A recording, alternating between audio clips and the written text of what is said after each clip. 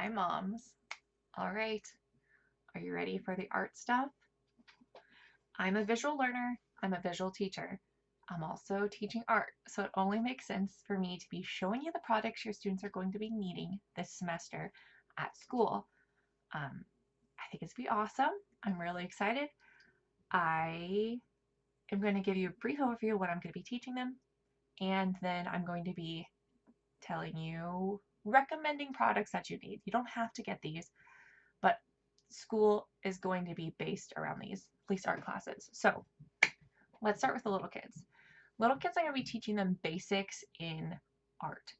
I don't know where they all stand with mixing colors and the color wheel. So we're going to be starting with the color wheel. We're going to be starting with how colors blend and how things go together. So like just the fundamentals of art. We'll also be working on some 3D art later on. So your kids are going to need watercolor paints. I ask that they be Crayola watercolor paint. Everything I ask for little kids is to be Crayola. Rose art does not have the long-lasting capabilities, and they don't have the color vibrancy, which will make some of the color mixing we do really hard. So Crayola watercolor paints. I don't have new ones yet, but Savannah has had this set. It came in a 3-pack. She's had this set for over a year, and there's still a lot in it, and she paints all the time, and she is really rough on them. So they'll need this, and along with that, they'll need some paintbrushes.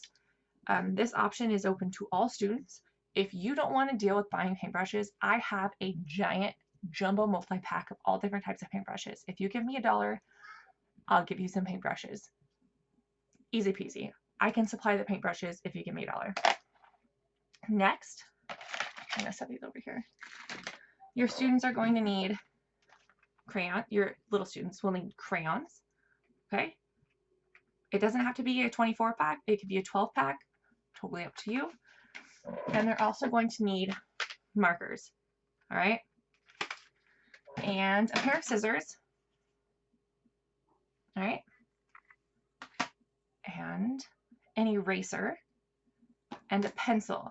So I ask that you have Ticonderoga pencils. Like if you don't want to buy new pencils and you just want to use what you have, that's fine.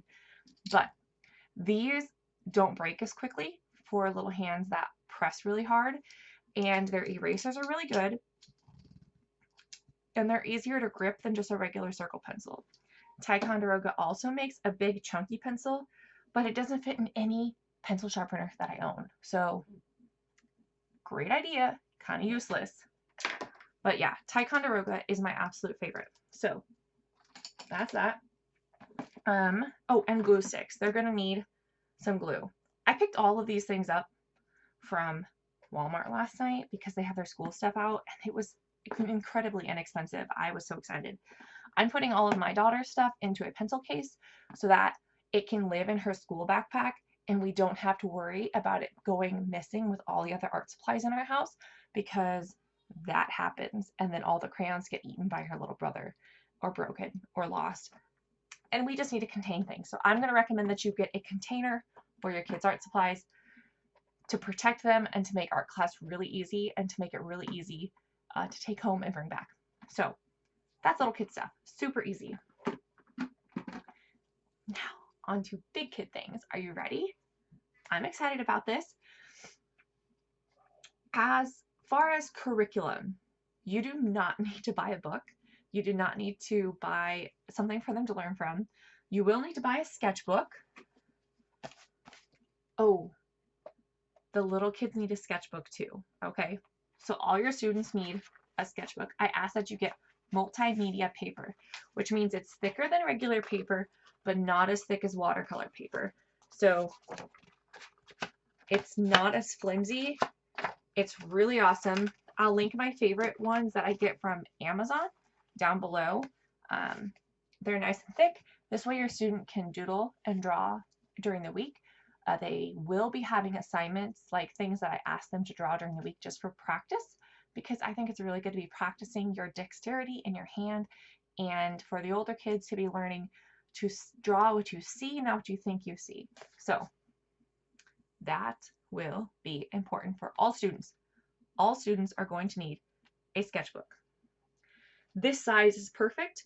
Don't go smaller than this. You can go bigger, but don't go smaller, okay? This is like a, I don't know what size this is. Where's my ruler? This is like a 1, 2, 3, 4, 5, 6. This is like a 5 by 7-ish. Don't go smaller than that, please. It gets really hard. So this is good. All students need this. Big kids are also going to need watercolor paper. This is going to be what they're using all the time for all their artwork that we do this year. I buy these big Canson 9 by 12 sheets. This is probably what the size you're going to want to get. These are fairly inexpensive. They are student grade, which means they aren't spending extra money on stuff they don't need. Watercolor paper. There's 30 sheets in this. It holds a lot of water. It's important to have watercolor paper so that things, can you hear that? You see how that doesn't bend as easily?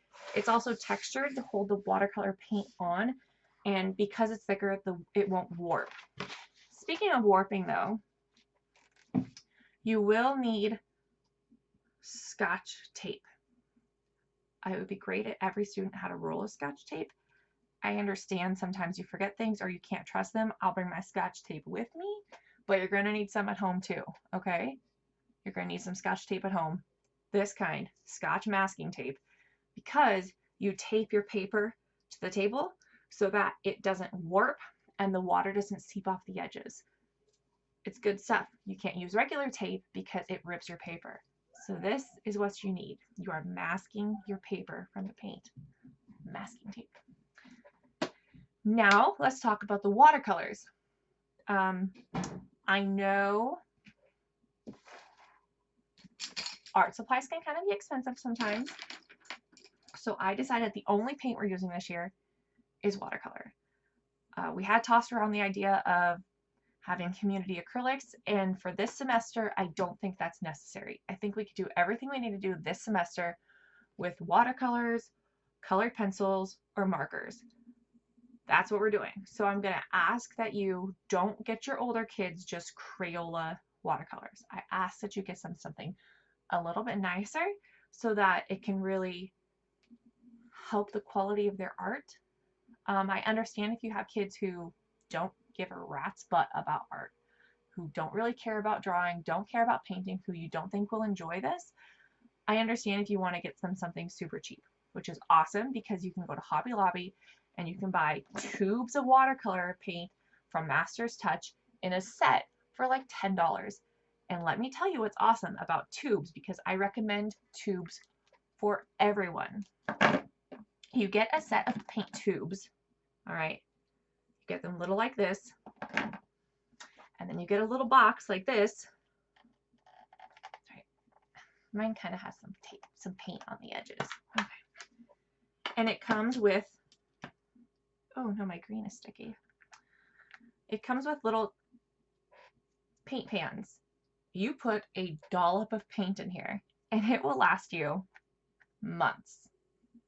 Months. So on average, I just looked it up.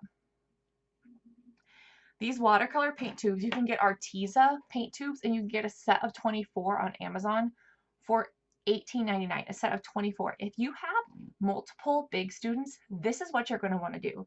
You're going to want to get Arteza paint tubes or Reeves or whatever one you choose. I will link my favorites below, but you can do what you want. And you're going to want to get one of these because you can just put a dollop in each kid's paint. I'm not kidding you when I say, so this is how much paint? 10 milliliters, so 0.3 fluid ounces. Let me switch this. All you need, literally, I'm wasting so much paint by doing this. Do I need this color anywhere? I don't even need this color anywhere. We'll put it here. All you're going to need is like that much, that little yellow turd. That's all you're going to need in your tube. That will last a really long time because what happens is it dries into that plate. It dries into here and then you just re-wet it every time you need it.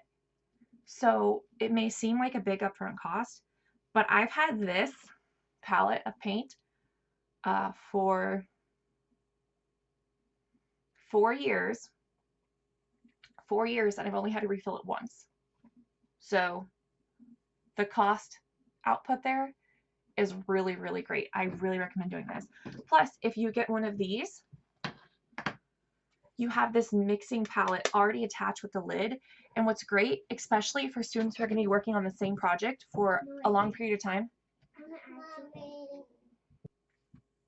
the lid works as a palette. So these colors are dry. But as soon as I get a paintbrush and water, where's my cup of water?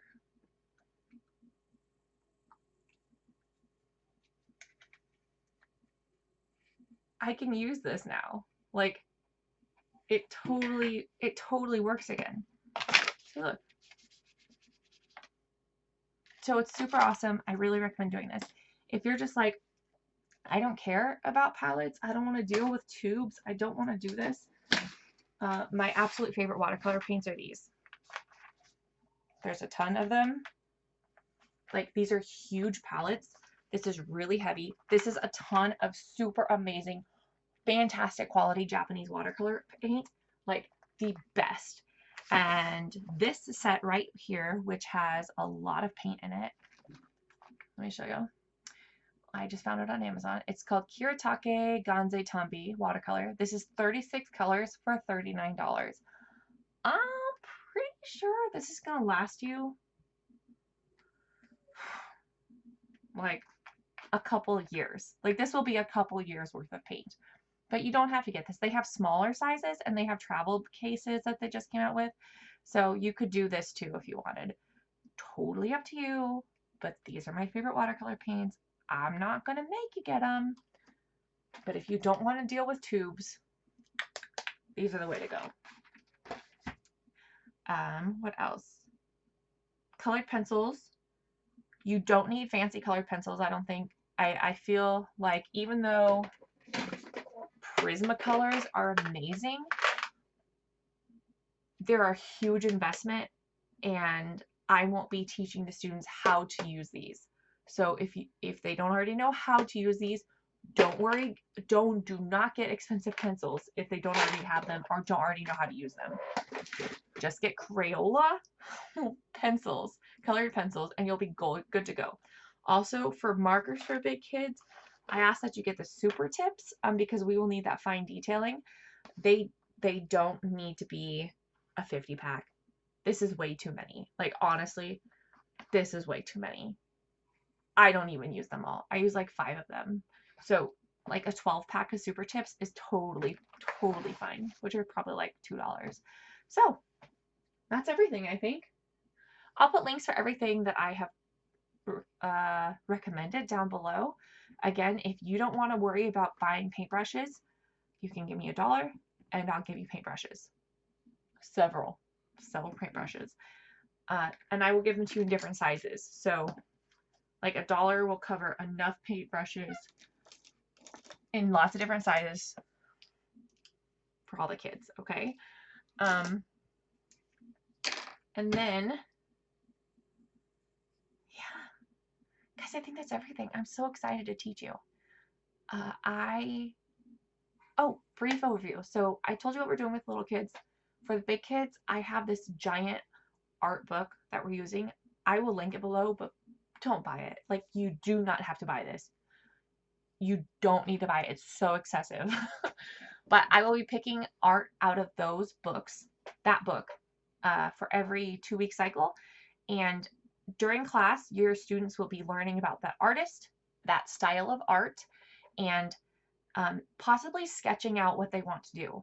And then during the week is when they're going to be actually working on that painting and actually painting it. So in order to ease the stress on you on learning these things, I am actually going to be making YouTube videos every week for the big kids to give them a recap of what we did in class, kind of a little overview, and show them how I'm working on my art like that, and kind of show them, like, remind them how to use watercolors, remind them how to do things that we did in class, just so that they aren't super confused when they're working on it at home, because I know it can be confusing if you're not seeing these things every day. And I know a lot of you moms probably don't like have a painting bone in your body, and that's not something you want to deal with. So I'm going to help you. Also,